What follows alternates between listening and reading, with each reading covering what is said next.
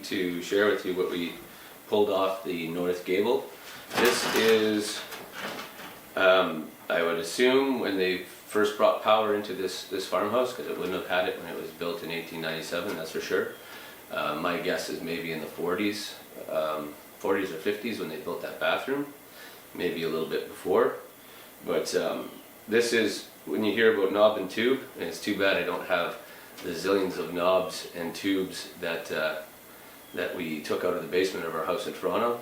But what I have is the two ceramic insulators, and you can see this part of the wire is still covered in cloth, but all that cloth insulation has been worn off the wire, the rest of what I have here. And it's copper wire, obviously. You can see all the green corrosion on it. But what they did is they wrapped it around this ceramic insulator and then coiled the wire around really nice and oosky looking. And then that would be stretched across to this other one here. Same thing, different pile. I don't know much about knob and tube, to be honest, other than when they say knob and tube, it's a ceramic tube. It's like basically a little tube that when you drill a hole through a joist, you put the tube into that hole, and that ceramic insulator is what protects, a short or, potential sparking or arcing or fire in the wood that the wire is traveling through. And then the knobs, it's the same idea, except it's screwed into a joist, and then you tighten the wire around it to string it along a joist. So you might have a knob at each end of a joist, and then the wire span would be stretched between the two. So tubes to go through, knobs to go along. But what was really neat is the way they connected these things together.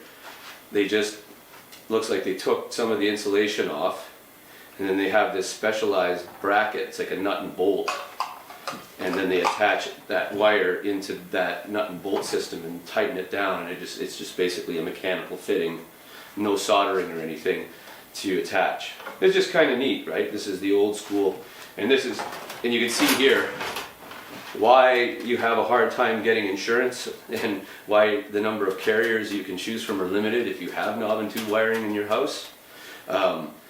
This insulation, being that it is actually cloth, will get chewed by mice. They'll actually tear it apart, much like the squirrels do when they're stripping bark off stuff to make their nests. Mice will do that with this insulation.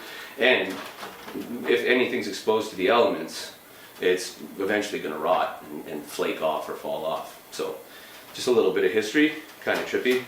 I'm going to hang on to these insulators. I don't know what I'm going to use them for, but I'm a pack rat, so I'll pack this and we'll deal with it later. Take it down, save your time if you want to make it right. When it won't come easy, if you release me, make it go away. We've got a long way down from here. I'm so tired of running away from fear, waiting for the fire to take us on. It's time to make it real before it's gone. We could Hi guys, so we are up on the second floor again today. We actually had some pretty crazy weather yesterday and yesterday night. It pretty much rained all day and all night, and then it was like 6 degrees. So it's a little bit icy out here, and we did take the day off yesterday simply because we can't work in the rain on the second floor. But luckily we're at a pretty good stage of this project where these walls are going to come down quickly. And the next thing we're going to do is the sheathing on the first floor before we start to take the floor on up here. So we're hoping that that's going to go relatively quickly. The temperatures have gone right back down again, so we've got like a -11 day, feels like -17 today, but we're happy to be back out here.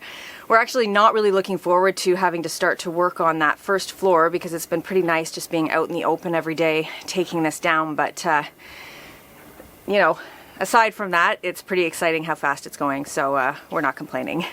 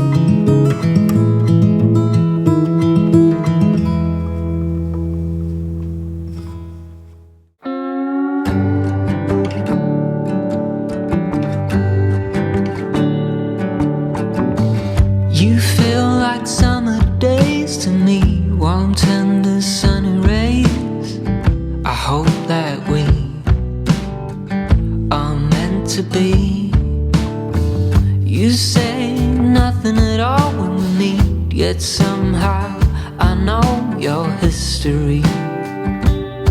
Oh, come what may, I'm ready. Picture frames, lavender and pain, they all live here within this romance. I get the chance to stop the run and be the lucky one.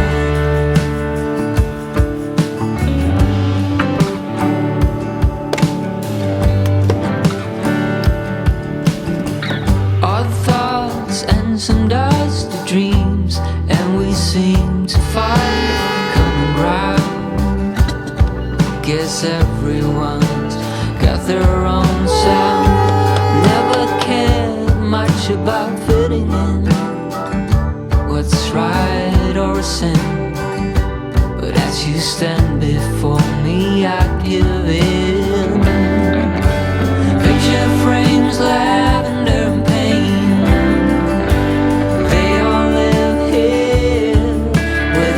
romance. I get the chance to stop the run and be the lucky one. All we have left to do now is the denailing of the massive pile on the first floor, store it in the tent, and then we can start working on the sheathing on the inside of the main floor. We're almost there. It's incredible how this job went from overwhelming and immense to manageable and achievable in such a short time. As we get closer and closer to building our home where the farmhouse once stood for over a century, Al and I have been marveling at all the blessings that this choice and this freedom has given us, and there are many. But at its essence, I think it comes down to going with the flow of nature. This allows us to be so much more mindful, present, and grateful every day. We both reflect on our lives a lot. Every person, every exchange, every experience that led us to where we are. It's a beautiful thing to appreciate every sunrise and sunset. The clarity it brings is astounding. Everything comes into focus. Life itself is the miracle, and we simply love being able to appreciate the magic more often.